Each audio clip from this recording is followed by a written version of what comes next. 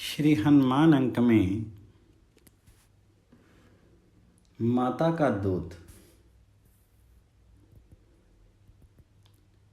भगवान श्री राम अपने प्राणप्रिय भाई भरत से मिलने के लिए अधीर हो रहे थे। इस कारण राक्षस राज विभीषण ने रत्न आदि उपहारों के साथ उनकी सेवा में कुबेर की इच्छा के अनुसार चलने वाला देव एवं उत्तम पुष्पक विमान उपस्थित कर दिया।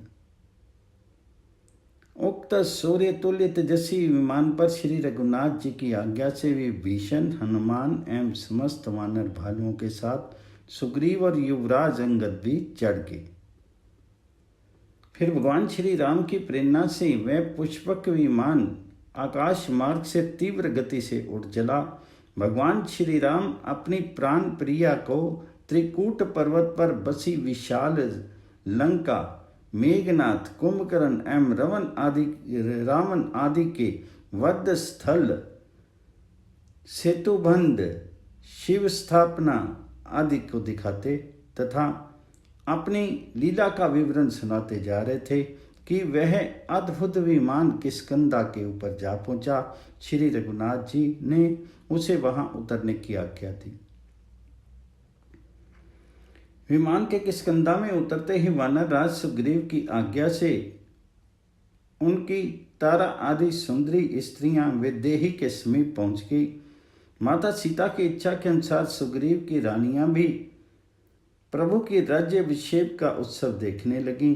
उस समय पवन नंदन हाथ जोड़े टकटकी लगाए प्रभु के मुखारविंद की ओर ऐसे देख रहे थे और वे कुछ कहना चाहते हैं। भक्त वत्सल प्रभु ने उनकी ओर देखते ही तुरंत पूछा। तब हनुमान ने हाथ जोड़ करके अत्यंत विनयपूर्वक निवेदन किया, प्रभु, माता जी के दर्शन हुए अधिक दिन बीत गए। यदि आज्ञा हो तो मैं उनके चरणों का स्पर्श करूं। श्री रघुनाथ जी ने हर्ष उल्लास पूर्वक हंसते हुए कहा, और हम लोग माता जी के दर्शन से वंचित ही रहें क्या? प्रभु की आज्ञा से विमान अयोध्या पथ से हट करके कांचन गिरी के लिए उड़ चला। विमान के उतरते ही हनुमान जी के साथ साथ स्वयं जगत जननी जानकी और परम प्रभु श्री राम उनके साथ उतर पड़े। हनुमान जी के साथ निखिल भुवनपति श्री राम एवं जगदात्री सीता के सहित सौमित्र तथा वानर भालुओं का विशाल समुदाय और वानर पत्नियों के साथ विभीषण की पत्नियां हनुमान जी की जननी अंजना के दर्शनार्थ चली। माता का दर्शन होते ही हनुमान जी दौड़ करके अबोध शिशु की भांति उनके चरणों में गिर पड़े। उनका कंठ अवरुद्ध सा हो गया था, नेत्रों से आंसू बह चले। उन्होंने बड़ी कठिनाई से कहा, माँ, माता अंजना को उनका लाल, उनका प्राण खंड कितने दिनों बाद मिला था। वे सजल नेत्रों से हनुमान जी के सिर पर अपना हाथ फेरने लगी। पुत्र को आशीर्वाद तो उनका रोम रोम दे रहा था। उसी समय वहां श्री सीता और लक्ष्मण जी सहित प्रभु भी पहुंच गए। माँ, ये मेरे प्राणनाथ प्रभु और ये माता जानकी तथा ये सौमित्र हैं। हनुमान जी ने उनका परिचय दिया। अंजना के सुख सौभाग्य का क्या कहना। स्वयं परम प्रभु चल करके उसके द्वार पर पधारे। देवी अंजना उनके चरणों में गिरने ही जा रही थी कि श्री रघुनाथ जी ने अपने पिता का नाम लेते हुए उनके चरणों का स्पर्श कर उन्हें प्रेम पूर्वक बिठाया। भगवती सीता और लक्ष्मण ने भी उन्हें प्रणाम किया।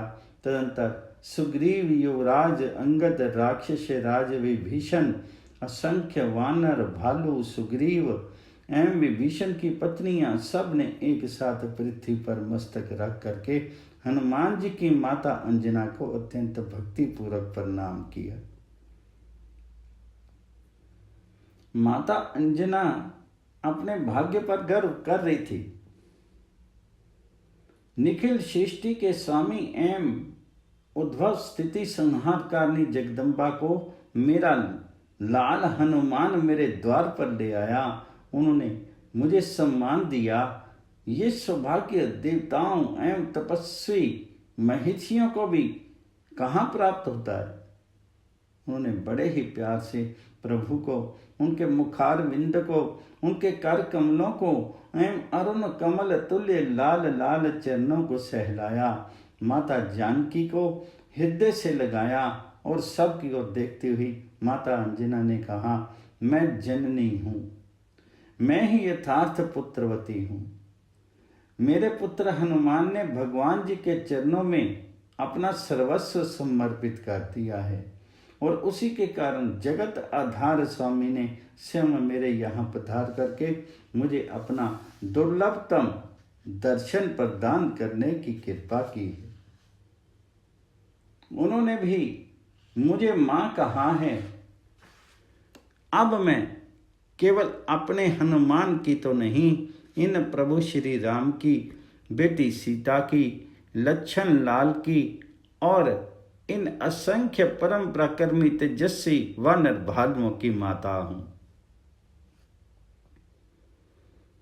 फिर उन्होंने हनुमान जी से कहा, बेटा, कहते हैं पुत्र माता से कभी ऋण नहीं हो पाता,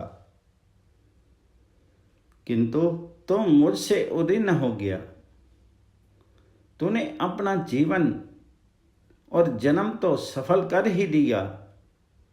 तेरे कारण मेरे भाग्य पर बड़े से बड़े सुर मुनि पुंगवों को भी ईर्ष्या हो सकती है। हनुमान जी ने माता अंजना के चरण दबाते हुए कहा, माँ, इन करुणामूर्ति माता सीता को दशानन हर ले गया था। इन करुणा निधान की आज्ञा एवं इन्हीं की कृपा शक्ति से मैंने समुद्र पार जाकर के लंका में माता जी का पता लगाया। फिर प्रभु ने समुद्र पर पुल बंधवाया और लंका में राक्षसों के साथ भयानक संग्राम किया। मेघनाथ, कुंभकर्ण और रावण जैसे प्रख्यात दुर्जय वीरों का प्रभु ने वध किया और फिर विभीषण को लंका के राज्य पद पर अभिषिक्त कर माता जानकी के साथ अयोध्या पधार रहे हैं। हनुमान जी के वचन सुनते ही माता अंजना ने कुपित होकर के उन्हें अपने गोद में से ढकेल दिया। उनके नेत्र लाल हो गए। उन्होंने क्रोधपूर्वक कहा, तूने व्यर्थ ही मेरी कोख से जन्म लिया, मैंने तुझे व्यर्थ ही अपना दूध पिलाया। परम प्रभु श्री रघुनाथ जी के साथ विदेह नंदिनी सुमित्र, समस्त वानर भालू, विभीषण, वानरराज सुग्रीव एवं विभीषण की पत्नियां तथा स्वयं पवन नंदन चकित थे कि अभी अभी माताजी को क्या हो गया, ये सहसा क्रुद्ध क्यों हो गई। तो हनुमान जी हाथ जोड़े चुपचाप माता की ओर टकटकी लगाए देख रहे थे और अंजना देवी उन्हें डांटती हुई कह रही थी, तुझे और तेरे बल तथा पराक्रम को धिक्कार है। क्या तुम में इतनी शक्ति नहीं थी कि तू लंका में प्रवेश करने पर त्रिकूट पर्वत को उखाड़ करके समूची लंका को समुद्र में डुबो देता। तो दुष्ट दशानन को उनके सैनिकों सहित नहीं मार सकता था और यदि तू उन्हें मारने में समर्थ नहीं था तो उनसे युद्ध करता हुआ स्वयं मर जाता। किंतु तेरे जीवित रहते परम प्रभु को सेतु बंधन एवं राक्षसों से युद्ध करने का कष्ट उठाना पड़ा। तुझे मेरा दूध पिलाया व्यर्थ हुआ, तूने मेरे दूध को लज्जित कर दिया, धिक्कार है तुझे। अब तू मुझे अपना मुंह मत दिखाना। माता अंजना क्रोध से कांप रही थी। हाथ जोड़े हनुमान जी ने कहा, मां, मैंने तेरे दूध को कभी लज्जित नहीं किया है और ना भविष्य में तेरे महिमा में दूध को कभी आंच ही आएगी। यदि मैं स्वतंत्र होता तो लंका क्या, इच्छा होने पर संपूर्ण ब्रह्मांड को क्षणार्ध में पीस करके रख देता। राक्षसों को तो मच्छरों की तरह मसल कर मार डाल देता और उसी समय माता जानकी को प्रभु के श्री चरणों में पहुंचा देता। किंतु जगत जननी जानकी का पता लगाने के लिए समुद्र के पार जाते समय मेरे नायक जामवंत जी ने मुझे आदेश दिया था कि तुम केवल माता सीता को देख करके उनका कुशल समाचार लेकर के लौट आना। हनुमान जी ने महामतिमान जामवंत जी की ओर देख करके कहा, माँ तुम इनसे पूछ लो, मैं यदि इनकी आज्ञा का उल्लंघन कर देता तो स्वामी की परम पवित्र लीला एवं कीर्ति में व्यवधान पड़ता। मैं तो अपने प्रभु की सेवा के लिए केवल उनकी आज्ञा का पालन करना ही अपना प्रमुख कर्तव्य मानता हूँ। जामवान ने हाथ जोड़ करके विनयपूर्वक कहा, माता जी हनुमान जी सत्य कह रहे हैं, आपके दुग्ध के प्रताप से इनके लिए कुछ भी असंभव नहीं है। किंतु ये मनमानी करते तो प्रभु के यश का विस्तार कैसे हो पाता। श्री रघुनाथ जी ने भी जामवान के वचन का अनुमोदन किया। तब माता अंजना का क्रोध निवारण हुआ। उन्होंने शांत होकर के कहा, अरे बेटा ये सब मैं नहीं जानती थी। मुझे आश्चर्य हुआ कि मैंने जिस हनुमान को अपना दुग्ध पिला करके पाला है वे इतना कायर कैसे हो गया कि उसके रहते जगत आधार स्वामी को कष्ट उठाना पड़ा। माता अंजना के द्वारा बार बार अपने दुग्ध की प्रशंसा में सौमित्र अतिशयोक्ति समझ रहे थे।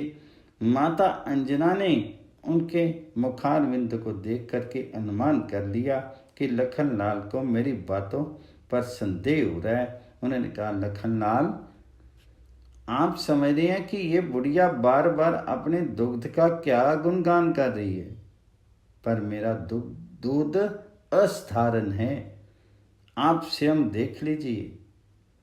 माता अंजना ने अपने दुग्ध की धार समीपस्थ पर्वत शिखर पर छोड़ी। फिर तो जैसे वज्रपात हो गया। भयानक शब्दों के साथ वह पर्वत फट करके दो भागों में विभक्त हो गया। माता अंजना की जय। समस्त वानर भालुओं ने चकित होकर के गर्जना की, माता अंजना की जय। माता अंजना ने कहा, लखनलाल मेरा यही दूध हनुमान ने पिया है, मेरा दूध कभी व्यर्थ नहीं जा सकता। प्रसन्न मन श्री रघुनाथ जी हाथ जोड़ करके माता अंजना से चलने की आज्ञा मांगने लगे। तब उन्होंने कहा, प्रभु आपने दर्शन दे करके मुझे तो सर्वस्व दे दिया है, फिर भी मेरी एक प्रार्थना है कि आप मेरे हनुमान को अपना बना करके इसे सदा अपने चरणों की छत्र छाया में रखिएगा। हनुमान जी ने माता के चरणों पर सिर रखा तो उन्हें आशीर्वाद देते हुए उन्होंने कहा, बेटा तू सदा निष्कपट भाव से अत्यंत श्रद्धा भक्ति परम पूर्वक परम प्रभु श्री राम एवं जगत जननी जानकी की सेवा करते रहना। माता अंजना की जय। प्रभु के साथ सब लोग पुष्पक विमान पर आरूढ़ हुए और विमान तीव्रतम गति से अयोध्या के लिए चल पड़ा।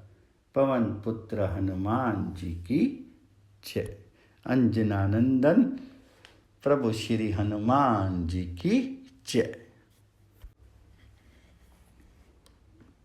श्री हनुमान अंक में श्री हनुमान चरित में सुखद संदेश। आकाश में तीव्रतम गति से उड़ता हुआ पुष्पक विमान तीर्थराज प्रयाग के ऊपर पहुंचा। भक्ति सीता ने प्रभु के इच्छा के अनुसार त्रिवेणी के पवित्र चरणों में प्रणाम किया।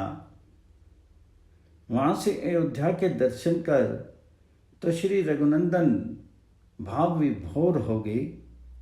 उन्होंने सीता सहित पतित पावन अयोध्यापुरी को प्रणाम किया। तदनंतर प्रभु की इच्छा के अनुसार पुष्पक त्रिवेणी तट पर उतर पड़ा।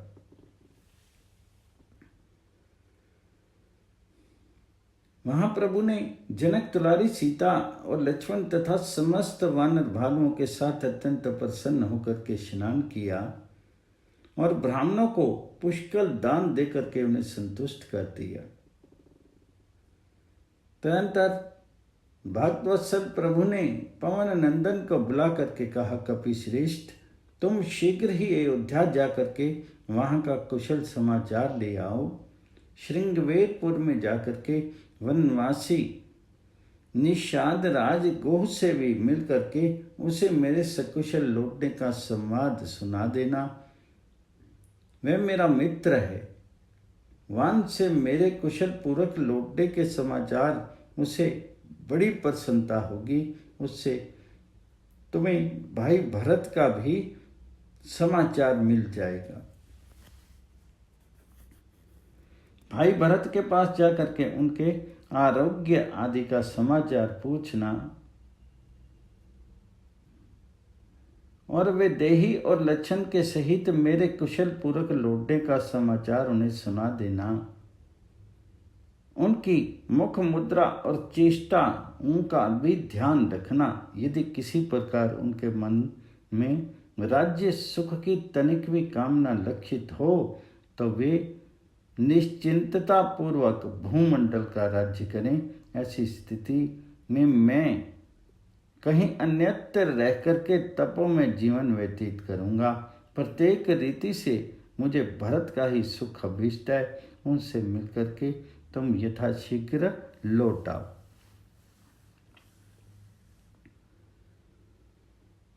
जय श्री राम।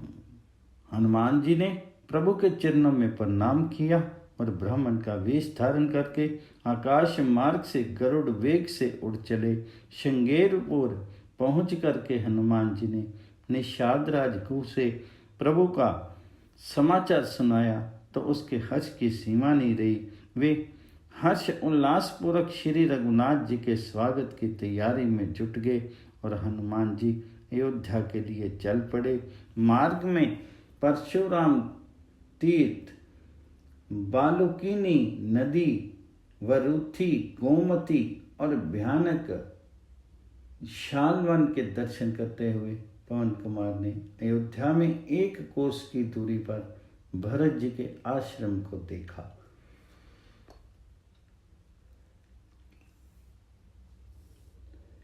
श्री भरत जी की अत्यंत करुण स्थिति थी। परम प्रभु श्री राम के वियोग में उन्होंने राज्य सुख को तिलांजलि दे दी थी। भगवान श्री राम अपनी प्रिया सीता और अनुज लक्ष्मण सहित अयोध्या त्याग करके वन में क्या गए?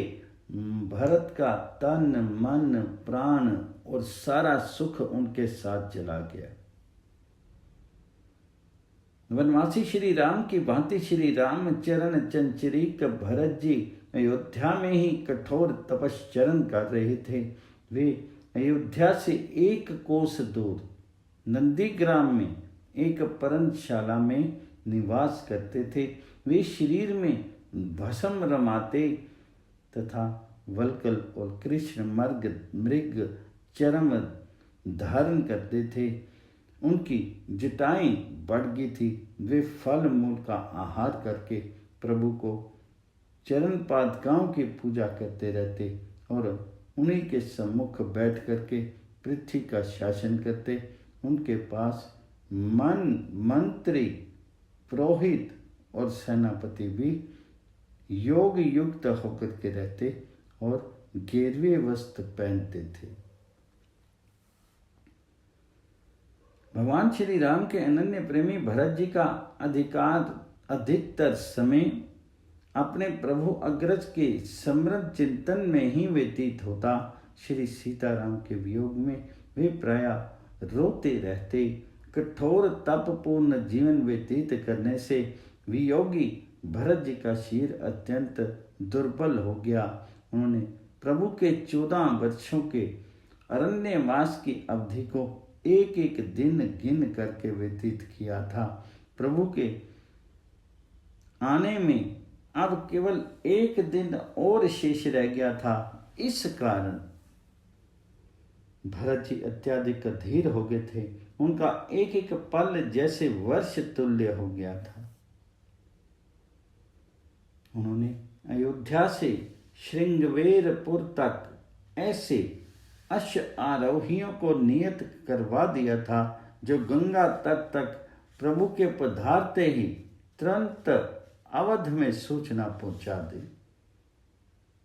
इस कारण तनिक पत्ता भी खटकता तो भरत जी उत्सुक होकर के कान लगा देते, पर कहीं से प्रभु के पधारने की कोई सूचना नहीं प्राप्त हो रही थी। अतः वे मन ही मन व्याकुल हो रहे थे। यद्यपि भरत जी की दाहिनी भुजा और दाहिनी आंख बार बार फड़क करके शुभ की सूचना दे रही थी, किंतु श्री सीताराम जी के दर्शन के लिए आतुर उनके दुख की सीमा नहीं थी। वे सोचते थे, अब तक मेरे प्राणाराम श्री राम के आगमन की सूचना क्यों नहीं आई? क्या प्रभु ने मेरी दुष्टता के कारण अयोध्या आने का विचार तो नहीं त्याग दिया? सचमुच मैं बड़ा पातकी हूँ जो मैंने प्रभु को कंटक कीर्ण पद से वनों पर्तों में एकाकी चले जाने की स्वीकृति दे दी। निश्चय ही मैं पाषाण हृदय हूँ, अन्यथा मेरे प्राण तो उस समय चले जाते। आहा, भाई लक्षण कितने भाग्यवान हैं जिन्होंने अपनी सहधर्मनी, अपने माता पिता और संपूर्ण राज्य सुख को ठोकर मार करके प्रभु के चरणों में अपना जीवन समर्पित कर दिया। मेरे प्राणनाथ ने मेरे कपट एवं मेरी कुटिलता पहचान ली। इसी कारण वे मुझे अपने साथ नहीं लेके गए, पर वे तो अहेतुक करना में हैं। प्राणी मात्र के सहज सुहृद वे दया निधान यदि मेरे कर्मों की ओर दृष्टिपात करेंगे, तब तो 100 करोड़ कल्पों तक भी मेरा उद्धार नहीं हो सकेगा। पर मेरे प्रभु श्री राम का स्वभाव अत्यंत कोमल है। वे दीनों और अनाथों पर सदा ही दया दृष्टि रखते हैं। इस कारण वे अपने भक्तों की त्रुटियों और उनके अपराधों की ओर कदापि ध्यान नहीं देते। रघुकुल तिलक श्री राम की पादुकाओं के सम्मुख कुछ शासन पर बैठे भरत जी उन्हीं की स्मृति में विकल विहल हो रहे थे। उनके नेत्रों से अश्रुपात हो रहा था। अधरों से वे प्रभु के पावनतम राम नाम का जप कर रहे थे। उसी समय ब्राह्मण वेशधारी हनुमान जी वहां पहुंच गए। अपने पास प्रभु नवनिरुद्ध वपु श्री राम की प्रतिमूर्ति भरत जी की विरह व्यथा देख करके पवन पुत्र की प्रसन्नता की सीमा नहीं रही। उनने हाथ जोड़ करके अत्यंत नम्रता पूर्वक मधुर वाणी में भरत जी से कहा, प्रभु आप जिन दंडक अरण्य वासी तपोनिष्ठ भगवान श्री राम का अहिर्निश चिंतन करते हैं तथा जिनके लिए अत्यंत व्याकुल हो रहे हैं, वे कुत्स नंदन श्री राम अपने शत्रु रावण को मार करके अपने प्रिया वैदेही भाई लक्ष्मण तथा अपने मित्र वानर भालुओं के साथ कुशल पूर्वक आपसे मिलने के लिए अधीर होकर के आ रहे हैं। कल पुख्य नक्षत्र के योग में आप उनका दर्शन प्राप्त करेंगे। भगवान श्री राम के सकुशल पधारने का संदेश अमृत में सुखद संदेश। भरत जी में जैसे नव जीवन का संचार हो गया, उनके हर्ष की सीमा नहीं रही। उन्होंने आतुरता पूर्वक ब्राह्मण देव को प्रणाम किया ही था कि हाथ जोड़े हुए पवन कुमार उनके चरणों की ओर झुके।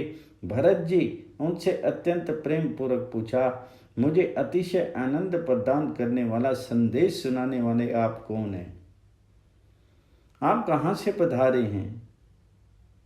प्रभु, मैं भगवान श्री राम का दास पवन पुत्र हनुमान हूँ। प्रभु ने मुझे आपका कुशल समाचार जानने और अपनी कुशलता का संवाद सुनाने के लिए आपकी सेवा में भेजा है। हनुमान जी का उत्तर सुनते ही भरत जी ने उन्हें अत्यंत प्रेम पूर्वक हृदय से लगा लिया। भरत जी के नेत्रों से वेग पूर्वक आंसू बहने लगे। उन्होंने अंजना नंदन के सिर पर हाथ फेरते हुए गद कंठ से कहा, हनुमान, आज तुम्हें देख करके मेरा सारा दुख दूर हो गया। मानो तुम्हारे रूप में मुझे मेरे प्रभु श्री राम ही मिल गए। भाई हनुमान, इस सुखद संदेश के समान मेरे लिए आनंद प्रदायक और कुछ नहीं है। हे तात, मैं तुमसे किसी प्रकार उड़न नहीं हो सकता। अब तुम मुझे मेरे प्रभु के का चरित्र सुनाओ। श्री भरत जी के आदेश के अनुसार हनुमान जी ने उनके चरणों में सिर झुकाया और श्री रामचंद्र जी का क्रमशः संपूर्ण चरित्र सुना दिया। मारुति से श्री रामचरित्र सुनते हुए भरत जी मन ही मन आनंदित हो रहे थे। हनुमान जी के चुप होने पर उन्होंने पूछा, कपि श्रेष्ठ, क्या प्रभु मुझे भी कभी दास की तरह स्मरण करते थे? अत्यंत विनीत भरत जी के वचन सुन मारुति ने उत्तम उत्तर दिया, प्रभु, मैं सत्य सत्य कहता हूँ, आप भगवान श्री राम के प्राण तुल्य प्रिय हैं। वे सदा आपका गुणगान करते हुए आत्मविभोर हो जाते थे। अब आप कृपा पूर्वक मुझे प्रभु के समीप पहुंचने की आज्ञा दीजिए। प्रेम मूर्ति भरत जी ने पुनः हनुमान जी को गले से लगा लिया। वे पवन कुमार का बार बार आलिंगन कर रहे थे। उनके हृदय में आनंद समा नहीं पा रहा था। पवन कुमार ने भरत जी के चरणों में प्रणाम किया और प्रभु श्री राम के समीप पहुंचने के लिए तीव्र गति से चल पड़े। हनुमान जी के अयोध्या के लिए प्रस्थित हो जाने पर श्री रघुनाथ जी पंचमी तिथि को मुनिवर भरद्वाज के आश्रम में पहुंचे और उनका दर्शन करके सीता तथा भाई लक्ष्मण सहित उनके चरणों में प्रणाम किया। सुग्रीव, अंगद और विभीषण आदि ने भी महामुनि के चरणों में श्रद्धा भक्ति पूर्वक हृदय से प्रणाम निवेदन किया।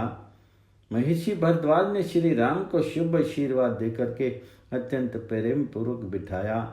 भगवान श्री राम ने कहा, मुनिनाथ, आपकी कृपा से 14 वर्ष का वनवास काल समाप्त होने पर मुझे पुनः आपके चरणों के दर्शन का सौभाग्य प्राप्त हुआ है।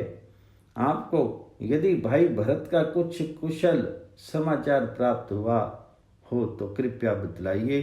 तो मुनिवर भरद्वाज ने उत्तर दिया, धर्म मूर्ति श्री राम,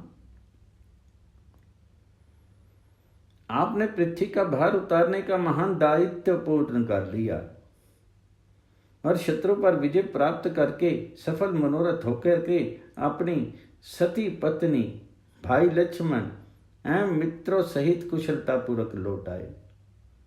ये देख करके मैं आनंद मग्न हो रहा हूँ। मेरी प्रसन्नता की सीमा नहीं है।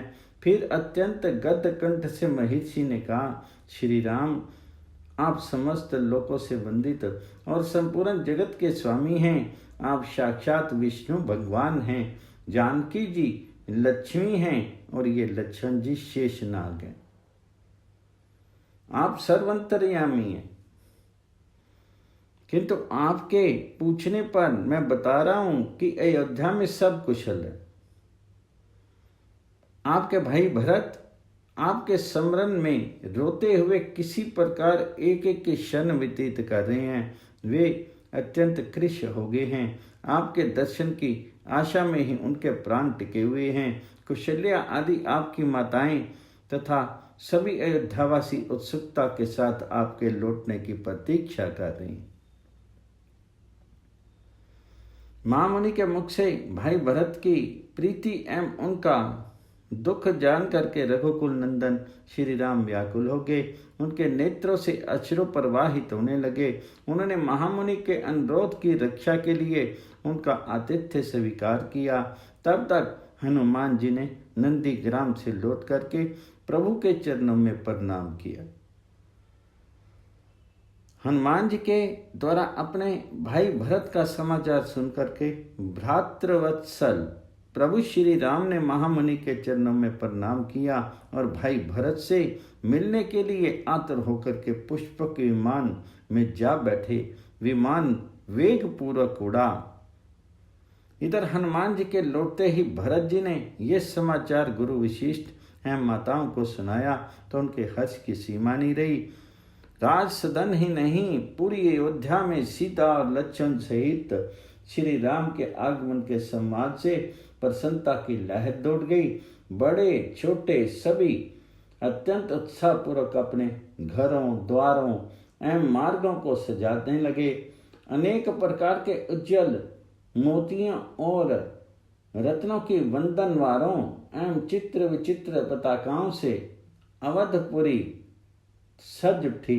गृह गृह, गली गली, राजमार्ग, राज सदन सर्वत्र जैसे आनंद मूर्त रूप होकर के नृत्य कर रहा था। सर्वत्र हर्ष, सर्वत्र प्रसन्नता, सर्वत्र आनंद, सर्वत्र उल्लास, सर्वत्र प्रभु के दर्शन की उत्कट लालसा। अयोध्या आज तक ऐसी कभी नहीं सजी थी। उसकी शोभा के सम्मुख अमरावती भी लज्जित हो रही थी। बालक, युवा, वृद्ध, स्त्री और पुरुष सभी नवीन पथ एवं आकर्षक वस्त्र आभरणों से सजे थे और सभी प्रभु के स्वागतार्थ, उनके दर्शनार्थ सबसे आगे पहुंच जाना चाहते थे। कहीं बालकों, कहीं युवकों, कहीं वृद्धों, स्त्री पुरुषों का समुदाय भगवान श्री राम के दर्शनार्थ मंगल गान करता हुआ चला जा रहा था।